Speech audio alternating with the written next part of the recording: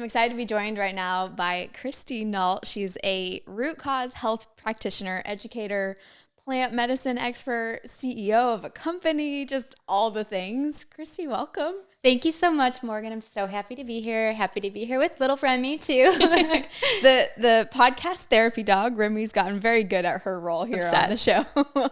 But thank you for being here and talking about some really important things. I would love to start in a place where you share your story and your why to where you are now before we get into the nitty-gritty details of all the other good stuff. Yeah, thank you so much. It's so important. I can't really share what I'm doing or why I'm doing what I do without taking you guys all the way back. So I like to say my story started when I was 3 years old. I am one of 3 children. I'm the middle child. My brother was the oldest. And my parents describe him as truly the perfect firstborn ever. He was so healthy, so smart, so funny and charismatic and athletic, and they had so much fun with him for about 7 years. And he went in for just a routine well check at 7 years old and was severely vaccine injured. He went into the doctor's office, vibrant, healthy, incredible, and left that day as a different person. So we started having grand mal seizures just hours after this appointment. Soon was diagnosed with the most severe case of epilepsy that doctors had ever witnessed at this point in time in the early 90s. He was having 350 grand mal seizures every single day, went through over 13 brain surgeries by the time he was in middle school, had over half his brain removed, was just on dozens of medications that were creating so many other issues. So I saw from a very, very young age what clearly wasn't working in the medical system. I like to share with people that I think Western medicine is incredible for emergency care. Like you get in a car accident, you're going to go to the ER, right? You're not going to go to your naturopath. But when it comes to chronic conditions, they are lifestyle based. We can talk about depletion, dysregulation, poisons, right? And a lot of times our quote unquote solutions in Western medicine just create a lot more issues. So for me, that was, the blueprint of my nervous system from a really young age was chaos and fear. And a lot of the medications that he was on caused behavioral outbursts. So I didn't feel really safe in my home. These medications, by the way, now have black box warnings on them for young boys and that they create violence. And my mom was such a fierce advocate for my brother. We didn't have the internet back then. So she would go to the library and just research and do the best she could and present alternative options to my brother's team of doctors. So even back then, like chiropractic care was considered alternative. And we were incredibly gaslit as a family. And I saw what happened also when you use your voice against the system. So essentially, at one point in time, my mom was like, what we're doing is clearly not working. He's just getting worse. And that doctor, in turn, diagnosed my mom with Munchausen by proxy, basically saying, you're making this all up. You're making your child ill. And the doctors took my brother off all his meds, cold turkey that day. He seized for 72 hours straight and was, never the same after that. It was just so wild. And I don't have a lot of memories under the age of 25 years old. I'm starting to come back because I've been working with a lot of plant medicines, which we can possibly talk about today.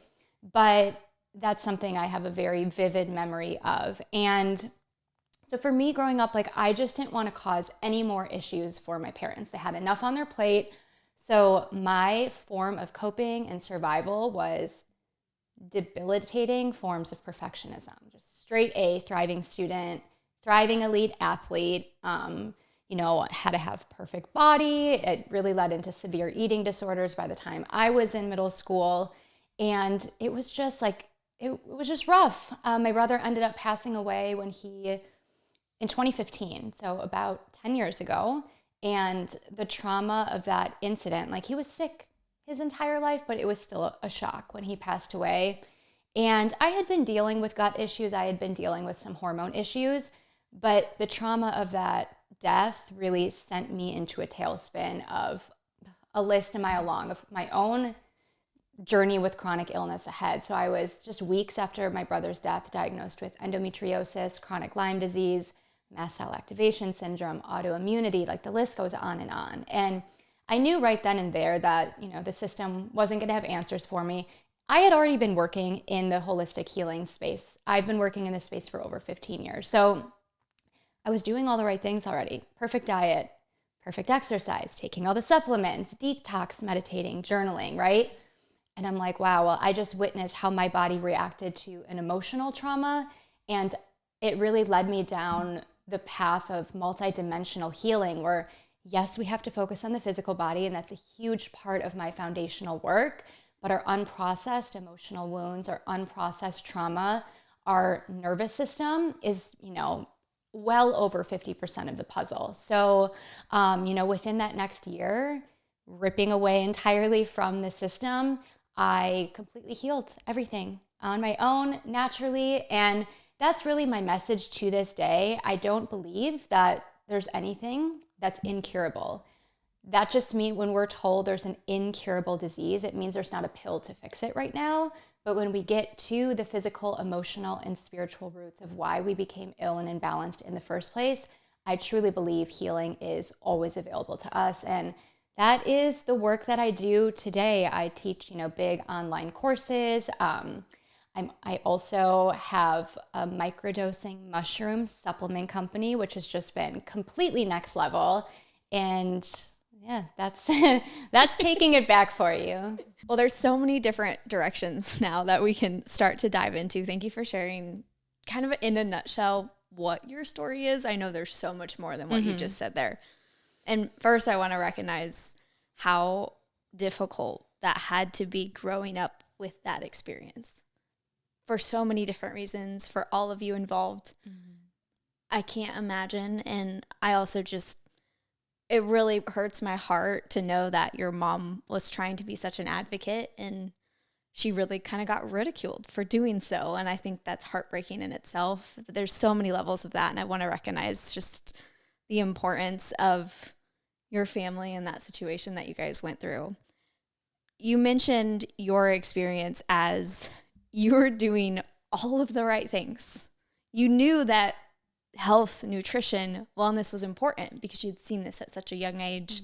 You really had a first row seat to that experience. So then naturally you started to find ways to understand that and help others. But when you were having that moment of, I'm doing everything correctly, but I have all of these problems, what was that turning point? Describe that a little bit more for me. It was so obvious to me. It was just like, it was so blatantly obvious that I just went through this trauma. And in addition, so I was a personal trainer out of college. I was a personal trainer for 13 years. I started health coaching. Immediately, I was like immersing myself in women's hormone healing. I was Reiki attuned and certified, really studying a lot of energy healing modalities as well. So this wasn't new to me, like mind, body, soul wasn't new, but I got to experience it differently. Like it was a little bit fragmented, maybe disembodied prior to that. So for me, it was just like, all right, here we go. Like this is my initiation. And when my brother passed away, it was a massive spiritual awakening for me. I had very clear communication with him, like within the first couple of days of him passing.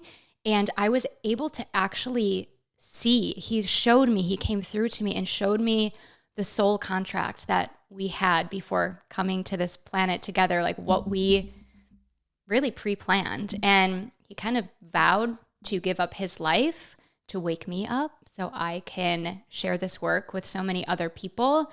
So for me, the very clear thing after his death was how deeply dysregulated my nervous system was, not just from the death. Obviously, that's very traumatic. Anyone would react, quite severely. But I was like, I've actually been living in survival mode for 30 years. Like my body doesn't even know what it means to be safe. My body, was just living in a state of hypervigilance for so many years. And it was very clear to me that the nervous system was the next big portal for me to enter into my healing. Why do you feel like our bodies do experience this trauma? Because I did see some of your content about this and it was so interesting to me. I don't know that we give ourselves enough credit that the life experiences we have and how much our body just really fights for us all the time. It's the one thing that's being put through everything all the time. And you want to pinpoint things and say, well, this was emotional trauma, or this was physical, this was mental health. You kind of put them in these boxes. But the one thing that's consistent when I was reading your content is your body is the one thing that's been through all of it. Yes. And we don't really treat it as such. We focus on different pieces of the body to heal. But what I hear you talking about is really trying to overhaul your entire system that's been through all of this. Yeah. What do people need to like wake up to see to know that this is happening to them? Like, I know this is such a new conversation. It's a hot topic. Health and wellness is a hot topic on social media, but this in particular is a very newer conversation where you kind of have to heal your body from the inside out. So how can we start to wake up people in that discussion? Well, we are in the thick of the most severe collective mental health crisis that's ever taken place on this planet. And mental health is being talked about more than ever before, but people are struggling worse than ever before. So I like to say, you know, pharmaceuticals, safe spaces, crisis hotlines, that's not what's going to save us. What's biological is psychological. So there is no separation. We're trying to, like you said, compartmentalize a lot of things. You know, people will go to a hormone doctor and then a gut gastro doctor and then their psychologist for all these separate issues. It's all the same thing. From an emotional perspective, you know, people listening may not be able to relate to my story of what I went through with my family, but we all have our own story. And, you know, with at this point working with well over 15,000 women, even people who had incredible childhoods and really loving, supportive parents, we all have some degree of unprocessed trauma because most of us grew up in a generation or in a family in school systems that we weren't taught how to process emotions. Like what? We were taught how to numb. We were taught how to dissociate. We were taught how to fit into a mold and disconnect from the authentic truth of who we are to like thrive in school. But no one ever taught us like that emotion is sensation in the body and we need to feel it and we need to be with it and learn it. And when we do that, we can alchemize it and transmute it and liberate it and release it. But most of us are just walking around with decades of unprocessed emotions in the body. The body keeps the score. Our issues are stored in our tissues, I like to say. So it doesn't have to be these massive big T traumas. A lot of those little T traumas add up over time as well. And things like traditional talk therapy can be really helpful for people, but it's not the be all end all because we're still staying in the realm of the cognition and the mind. So we need to go deeper into the soma, into the body to release what's being held and creating a lot of disruption and chaos and dis-ease. So, you know, we can't fully heal a lot of these chronic conditions. We talk about things like cancers. I've helped people heal from stage 4 cancer and late stage MS and things that we're conditioned to believe are impossible. And a huge part of that process, in addition to the nutrition and the blood sugar and their circadian biology and reducing the toxin load and detoxing, is working at the subconscious level where all of that stuff is stored below our conscious awareness. We don't really know that it's even there. So it takes a lot of work to kind of stir it back up and, you know, build the capacity within our nervous system so we can hold it without quite literally blowing a fuse in the circuitry of our nervous system. A lot of people want to go all in when they start to learn about holistic healing, trauma healing. They want to go from 0 to 100, and that's a big issue too. We do have to, I say like 1% daily shifts. We have to start with our foundations. We can't dive headfirst into detox, and we shouldn't be diving headfirst into our deepest, darkest trauma, because for most people, I always say like a dysregulated nervous system is really easy to dysregulate. So if we do too much at once, it can be tough on people and set people back. So starting with the body and starting with the things that are beautiful, free medicine, sunshine, grounding, nature, for women especially, eating enough. We've been conditioned for so long to believe that when we were, little, growing up that being tiny is synonymous with health, which isn't true. A lot of us, went on yo-yo diets. A lot of us, if we didn't have full-blown eating disorders, had a lot of, disordered eating, body dysmorphia. A lot of us then get into wellness and really think that like juices and salads is nourishing ourselves, and that's not enough either. So nourishment, like our body needs the fuel to detox, to produce hormones, but also to like process and metabolize emotions. We actually need the energy to do that. So starting with the very basics is what's going to take people the furthest. And that's when people are going to also start to recognize like, wow, I'm nourishing my body. My mental health feels better too. They're not separate whatsoever. Yeah, it's really important to recognize how connected everything is. It's also, I think as an adult, it reminds me of the moment when somebody was like, what is the biggest organ in the body? And when somebody told me the skin, I had this huge I was like, have I been like understanding my body wrong this whole time? I missed something. And I did, right? That wasn't something that they were teaching us growing up, and understanding our bodies in those ways. So it is all connected.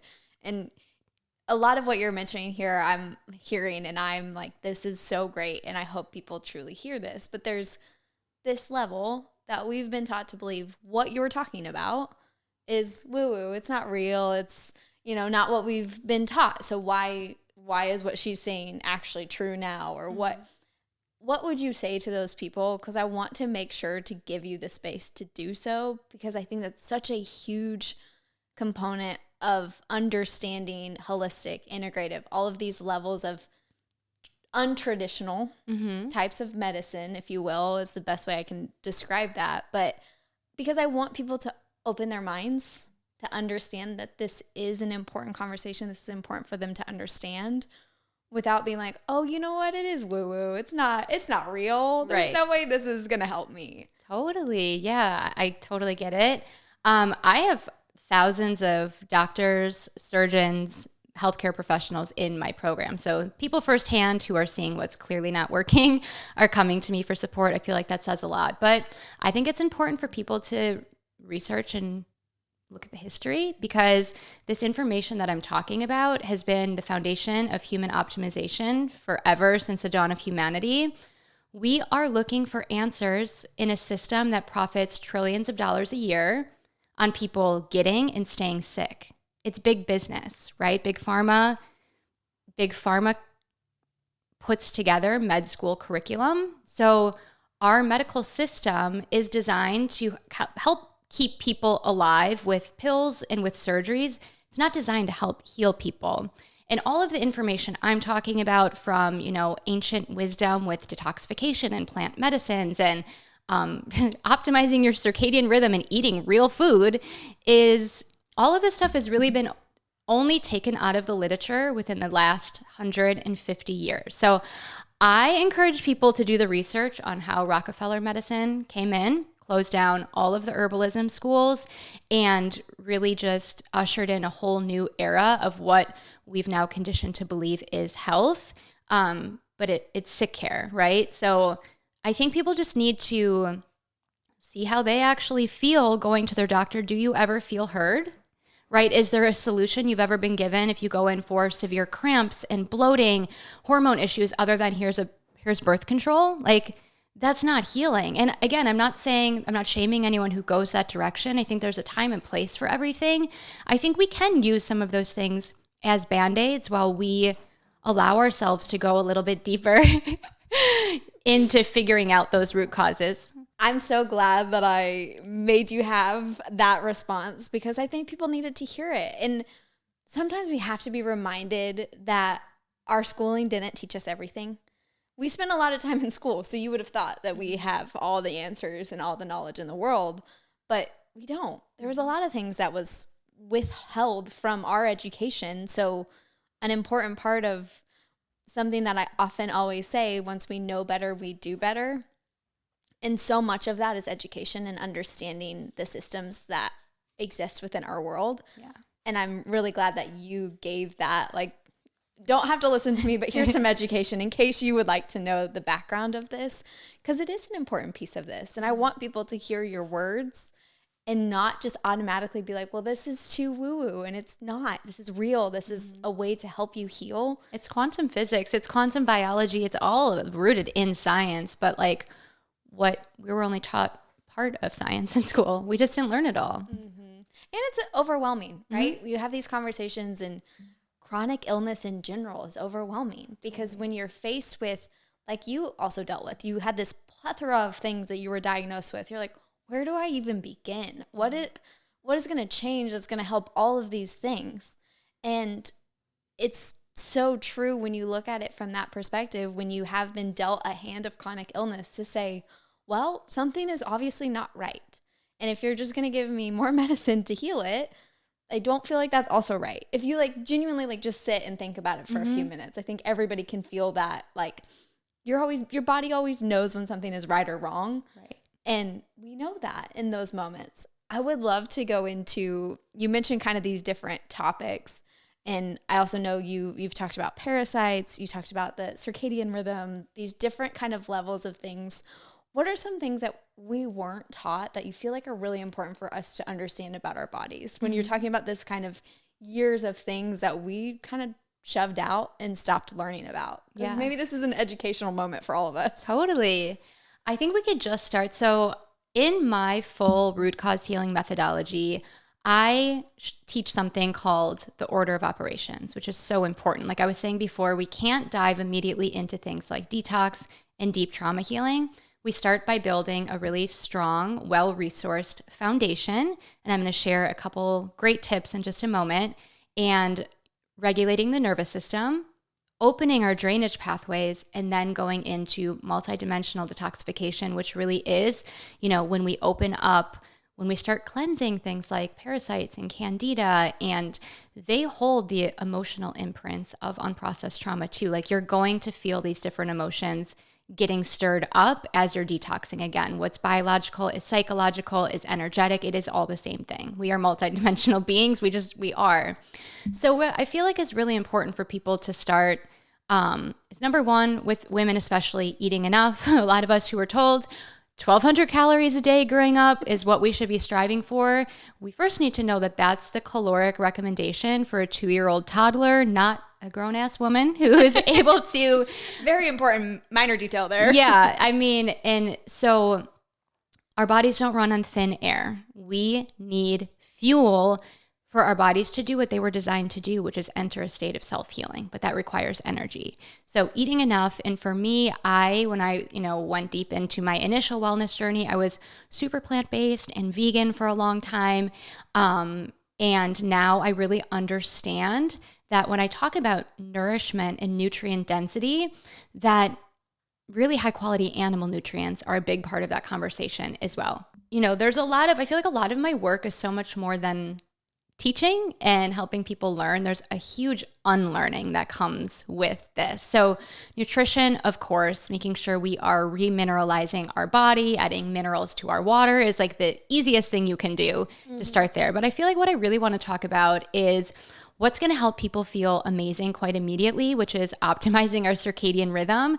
And it's totally free. So, just to keep it really simple, our cells, we have trillions of cells in our body, and they need to know what time it is in order for them to do the jobs they were designed to do, produce different hormones, different enzymes, gene expression. If our body doesn't know what time it is, it's going to be, firing on all cylinders at different times, and it's going to feel like chaos. So our body only knows what time it is through light exposures. But now we live inside these homes with bright lights, and typically we're on our phones and computers first thing in the morning, and our body thinks that's, sunshine, and we're looking at our phones and watching TVs and screens after the sun goes down, and our body literally doesn't know what time it is anymore.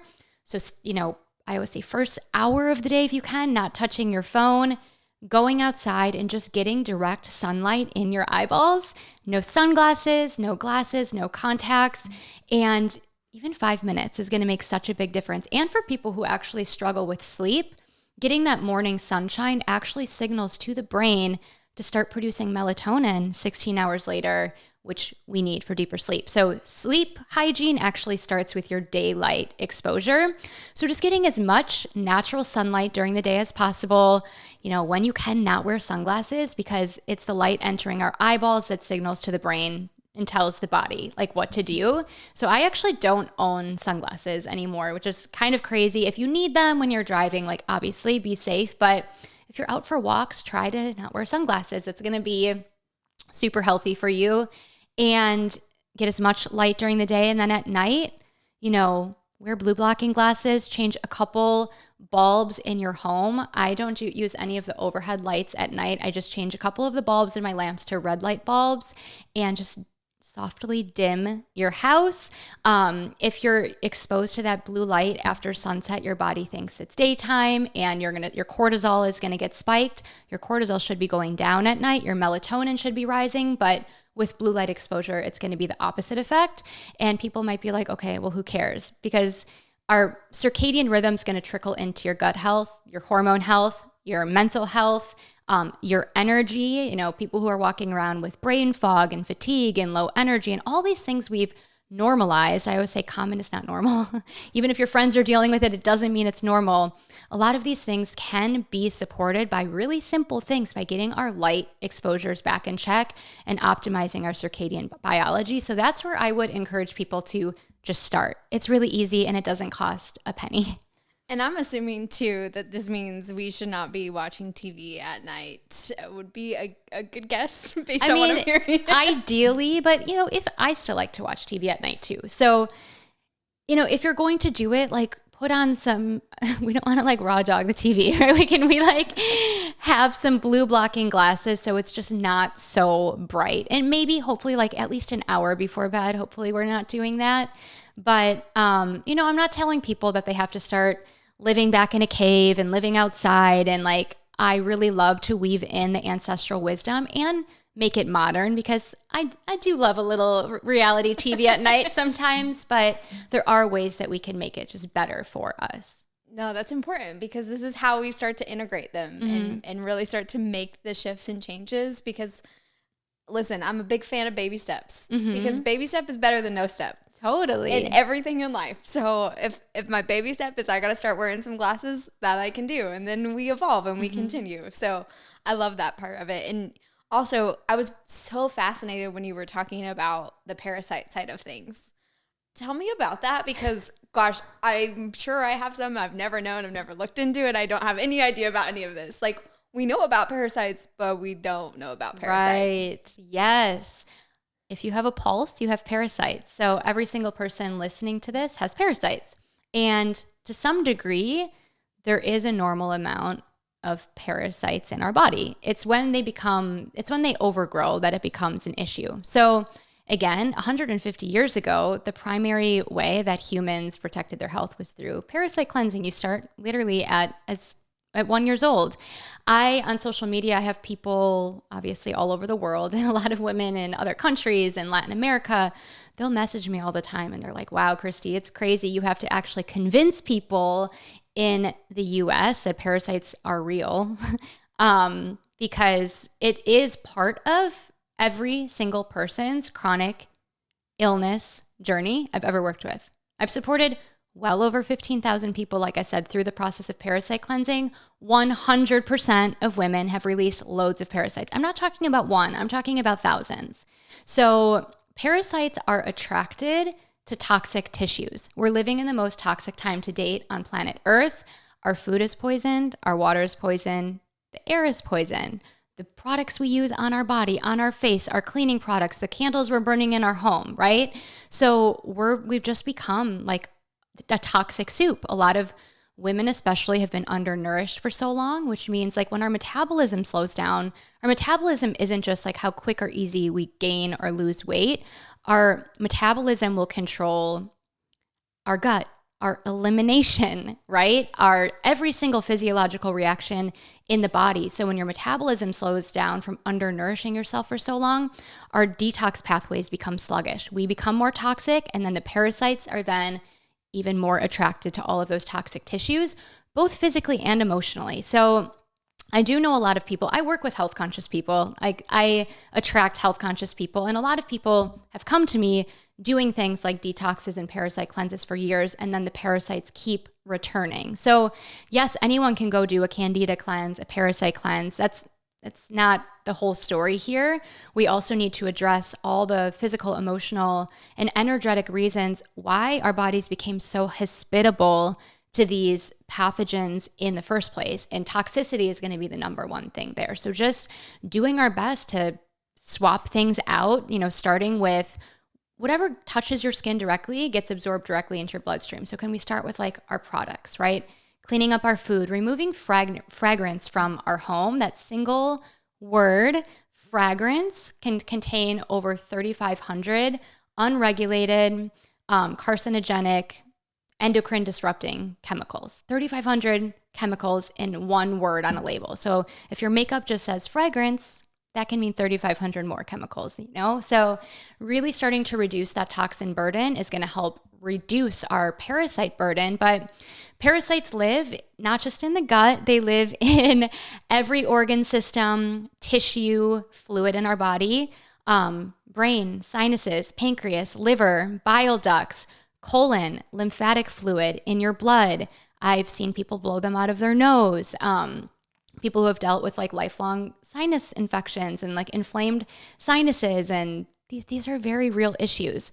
The parasites steal our nutrients before our body's able to assimilate the nutrients that we're eating. So we become even more malnourished even when we're eating enough. They steal our life force energy. They create blockages in our system. So I see like health and dis-ease or illness as flow versus stagnation. When things are flowing, like we're eliminating, we're pooping consistently, we're sweating, our digestion is flowing, our energy is flowing. We're able to speak our truth and metabolize our emotions and cry when we need to cry. Like that's going to lead to a state of health. But when things become stagnant, when we're constipated, when our mitochondria become so weak we can't sweat anymore easily, when we have stagnant emotions, when we swallow all of our words down and they're just stewing in our body, that stagnation breeds dis-ease, and it also, attracts all of the parasites, and then the parasites create even more blockages in the body. So this conversation can go so deep from a physical perspective, from an energetic perspective, because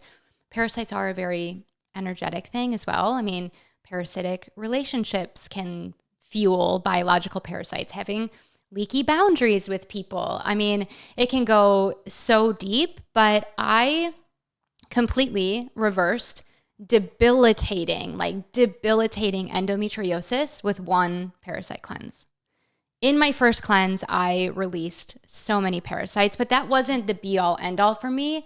The thing that I have really learned through the root cause lens is, again, like people can dive into those cleanses all they want. It's not going to help you long term if you're not, again, addressing all of the reasons why your body's becoming so hospitable to the parasites. And our drainage pathways must be open before entering a cleanse, because what isn't eliminated gets recirculated. So if you are constipated, if you are struggling to sweat, if you're not moving your body, the toxins are just going to recirculate. So it's not always smart to just like, you're hearing me talk about parasite cleansing, to go run and do it right away. There are steps before that part. Yeah. And as you're talking about all of this, it's funny. I've recently in this part of my life really been trying to make all of the swaps. Even when you came in, I got you a glass of water. I was like, sorry, I don't do water bottles, which is a weird new experience because you're so accustomed to like go and grab a water bottle for someone. And I was like, well, I hope you like glass because that's where we're at now. Of course. But that's very much like my lifestyle now.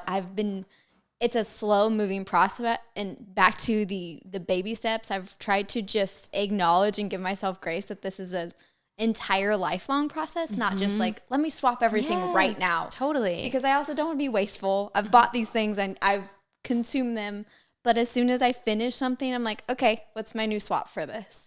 And it's been this baby step process. I'm getting towards the end. Like, we've really taken a long time, but it's taken close to 2-3 years to do this.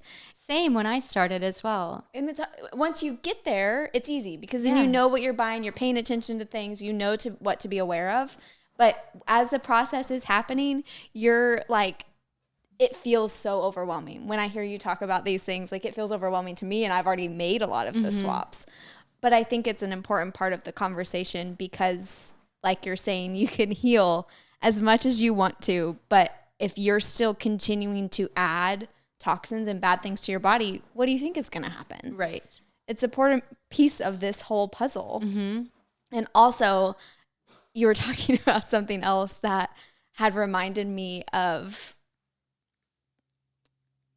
I also have endometriosis and I've dealt with it for decades. Like, it's been a huge part. If I don't take every single birth control pill a day, I am in debilitating pain where I've been in the hospital. Yeah. And this happened at the very beginning of like when this first all started, that was the reason. It was because I was in like, you would have thought that my kidney burst every time I would be in the hospital. I feel you. And it was the worst experience I ever had. So hearing you talk about that, because so many people have issues like endometriosis and they do suffer and they go through all of these experiences trying to help themselves and nothing's working. Right. So hearing you say that, like, this is a new path to take. If you're the person kind of like me who's like, well, I've tried everything and I've done it, this is another path to start going down. And I know that's a big part of what you do. A huge part of endometriosis is parasites in the uterus. Wow. It's not the only thing. I have witnessed, so I've helped a lot of people heal endo. I post about it on my Instagram. Some people get really angry because they're like, endometriosis doesn't have a cure. Like, F you, stop sharing this like horrible information and, snake oil, all the things that people want to say. And I get it when people have been suffering for a long time. However, I think people need to start getting more curious than just like bashing, because if back when I was struggling so severely with endo, saw that someone else had healed it, the first thing I'd want to ask them is like, what did you do? Mm-hmm. And some things that I've observed with women with endometriosis, parasites are always a huge part of the picture. You're going to release them from your uterus. You're going to bleed them out. Like, it's pretty wild. I have observed that there's typically some form of mother wounding when we're getting into the energetic aspects. So whether it's like your relationship with your mother or your mother's relationship with her mother, it can be ancestral too, but there is this like feminine wounding in the ancestral lineage. I know this can be a little woo-woo for people, but like our womb is like, it is the portal to the feminine lineage. It goes so deep. There's usually mast cell activation syndrome and like a histamine response going on. Obviously, estrogen dominance is a huge part of endometriosis, but we have to address, why is estrogen dominant in the first place, right? And when our liver is so overwhelmed with toxins from drinking alcohol consistently or using toxic products, having a lot of processed foods or even whole foods, but our food system in the US is, quite contaminated with glyphosate.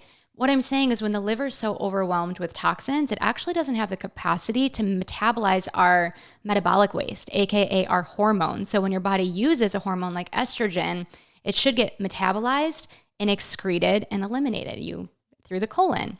But when the liver doesn't have the capacity to do that process, it's just going to get recirculated. So when we reduce our toxin burden, it actually makes a huge difference on our hormones, not overnight, but our liver, like, it needs to have the capacity to work on our metabolic waste too, not just all the waste that we're poisoning ourselves with. And there's so many other things with endo, but for anyone else struggling, I do want to say, like, there is hope.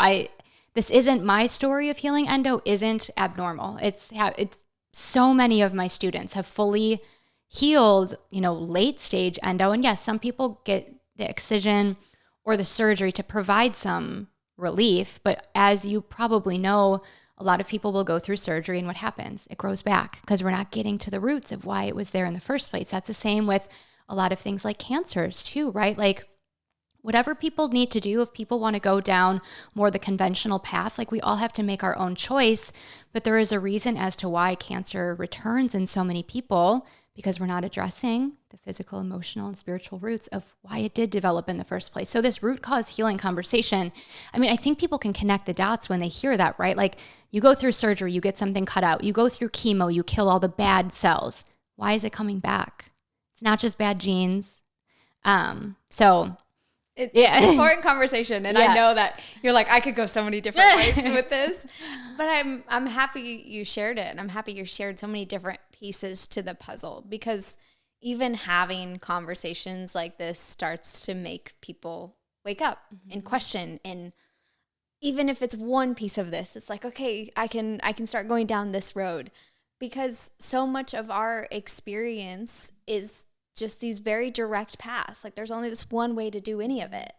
And that's just not where we are anymore. We've learned that with mental health. Like we've come so far. So we have to continue going so far. Again, I will repeat the phrase until I die. Like once we know better, we do better. Yeah. And that's what we have to keep doing for ourselves too. This is such an important part.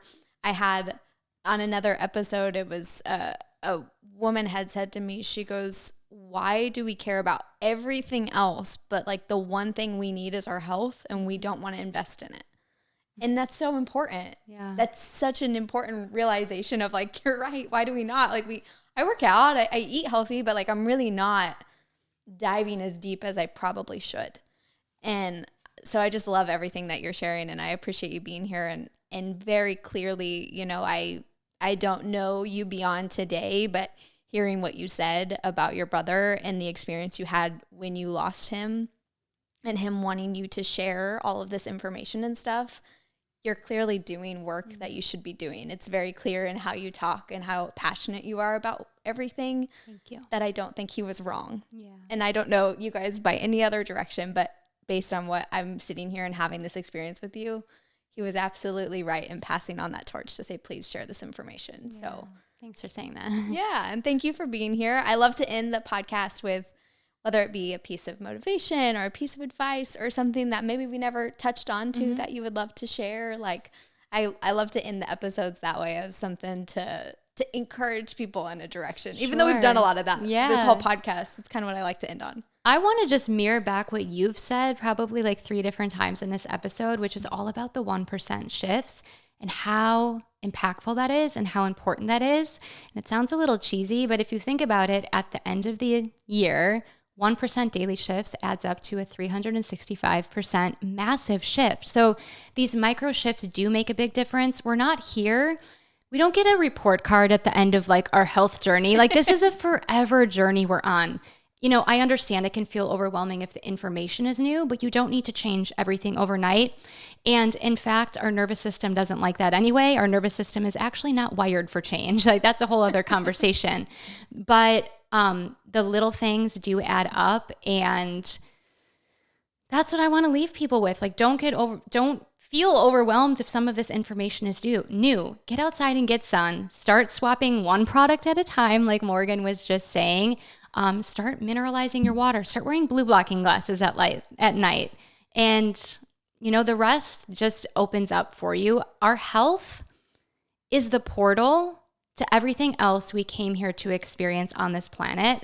What was wild to me on my journey is how much mental real estate became freed up when I was not bogged down anymore with endo pain, with bloating, with low energy. And it's like when you're not worried about your body all the time, you have so much mental capacity to create, to be present, to love, to connect. And that's what life is all about. So our health is just the foundation for everything else we came here to experience.